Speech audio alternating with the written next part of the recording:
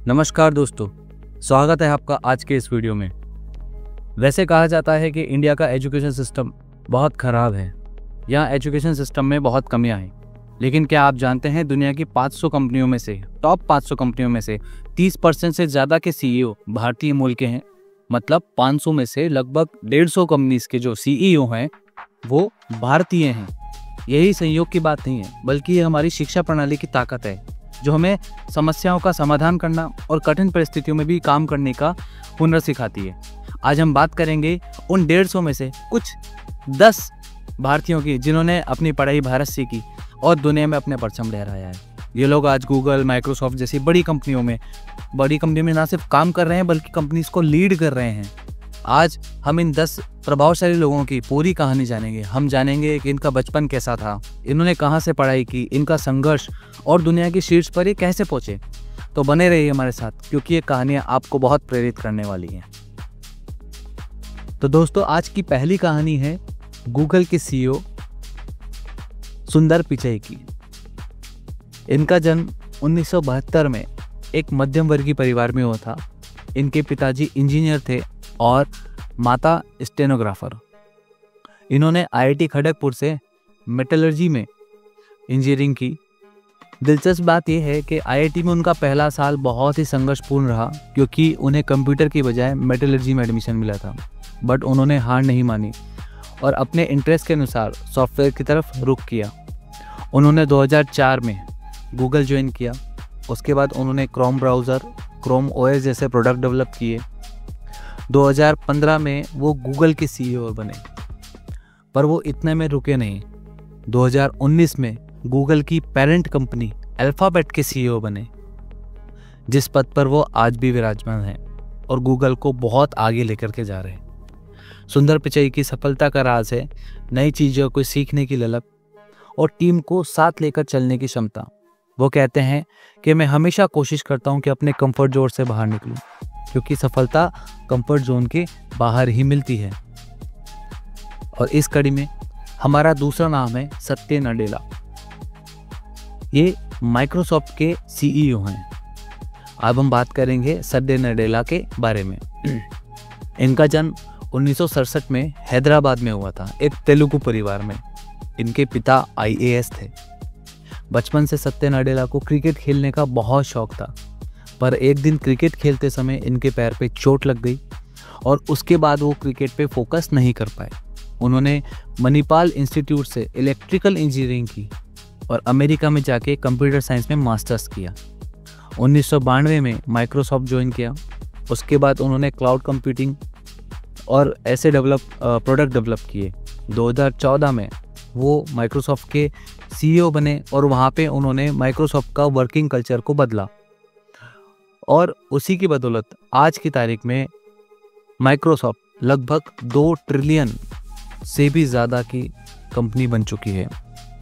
सोचने वाली बात यह है कि भारत की जीडीपी लगभग 3.5 ट्रिलियन की है और माइक्रोसॉफ्ट 2 ट्रिलियन से ज़्यादा की कंपनी आज की तारीख में बन गई है।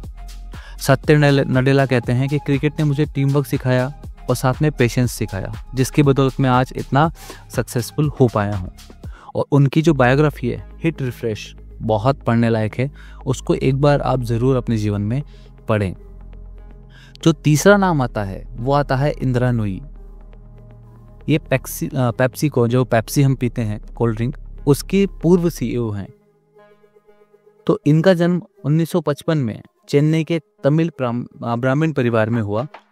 इनके पिता बैंक अधिकारी थे। बचपन से ही पढ़ाई के साथ साथ वो वीणा भी बजाती थी। उन्होंने मद्रासी क्रिश्चियन स्कूल से केमिस्ट्री में पढ़ाई की और फिर आईआईएम कोलकाता से एमबीए किया। 2006 में वो पेप्सिको की सीईओ बनी। उस समय कंपनी का रेवेन्यू था लगभग $35 बिलियन। लेकिन उनके सीईओ बनने के बाद पेप्सी का रेवेन्यू बढ़कर 63 यानी कि $63 बिलियन तक पहुंचा। उन्होंने पेप्सिको को हेल्दी प्रोडक्ट्स और जैसे कि क्यूकर ऑट्स और ट्रॉपिकाना की तरफ मोड़ा। इंद्रिया कहती हैं कि हमेशा साड़ी पहन के बोर्ड मीटिंग में जाती हूँ और यह मेरी पहचान है। तो हिंदुस्तान की महिला और उन्होंने हिंदुस्तान की पहचान को अपनी पहचान बनाया। इसके लिए उनको सैल्यूट तो बनता है मेरे दोस्तों। इस कड़ी में अगला नाम आता है अजय बंगा। जी हाँ, चौथे नंबर पे है अजय बंगा, जो वर्ल्ड बैंक के पहले भारतीय अध्यक्ष बने। इनका जन्म 1956 पुणे महाराष्ट्र में हुआ। उनके पिता आर्मी में ऑफिसर थे।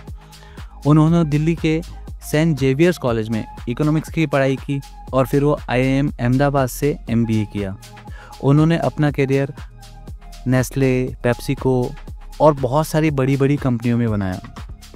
लेकिन 2023 में उन्हें वर्ल्ड बैंक का प्रेसिडेंट नियुक्त किया गया। उनका मानना है, यानी कि अजय बंगा का मानना है, भारतीय होने के नाते हमें मल्टीटास्किंग जो है वो हमारे पैतृक गुणों में मिलता है। दोस्तों अगली कहानी आती है शांतनु नारायण, जो एडोब के CEO हैं। एडोब के CEO हैं। तो दोस्तों अगली कहानी आती है शांतनु नारायण। पांचवी कहानी हमारी आज है शांतनु नारायण की, जो एडोब को नई ऊंचाइयों पर ले जा रहे हैं। शांतनु का जन्म 1963 हैदराबाद में हुआ। उन्होंने बिट्स पिलानी से इलेक्ट्रिकल इंजीनियरिंग की और उसके बाद स्टैनफोर्ड यूनिवर्सिटी से MS किया। 2007 में वो एडोब के CEO बने और कंपनी को क्रिएटिव सॉफ्टवेयर से लेकर के डिजिटल मार्केटिंग तक एक्सपेंड किया। आज एडोब की मार्केट वैल्यू $200 बिलियन से भी ज़्यादा है। शांतनु कहते हैं भारतीय इंजीनियर्स में क्रिएटिविटी और टेक्निकल स्किल्स का अनोखा कॉम्बिनेशन होता है, जो उन्हें आगे ले जाने में बहुत मदद करता है। दोस्तों छठी कहानी आती है अर्जुन मल्होत्रा की। जी हाँ, अर्जुन मल्होत्रा HP यानी कि हेवलेट पैकर्ड्स के को-फाउंडर हैं। हेवलेट पैकर्ड्स यानी कि HP वो कंपनी है जिसके लैपटॉप्स हम लोग यूज़ करते हैं। उनका जन्म 1952 में हुआ था दिल्ली में। उन्होंने दिल्ली यूनिवर्सिटी से फिज़िक्स की पढ़ाई की और 1975 में HP की स्थापना की। उन्हें सिलिकॉन वैली के पायनियर्स में गिना जाता है। अर्जुन का कहना है कि भारत में पढ़ाई ने मुझे प्रॉब्लम सॉल्विंग स्किल्स दी, जो कि एक टेक इंडस्ट्री में बहुत काम आती है। दोस्तों अगला नाम आता है राजीव सूरी, नोकिया के CEO हैं। उन्होंने नोकिया को दोबारा ग्लोबल लीडर बनाया। उनका जन्म 1967 पंजाब में हुआ था। उन्होंने भी मणिपाल यूनिवर्सिटी से इलेक्ट्रॉनिक्स की पढ़ाई की। 2014 से 2020 तक वो नोकिया के CEO रहे।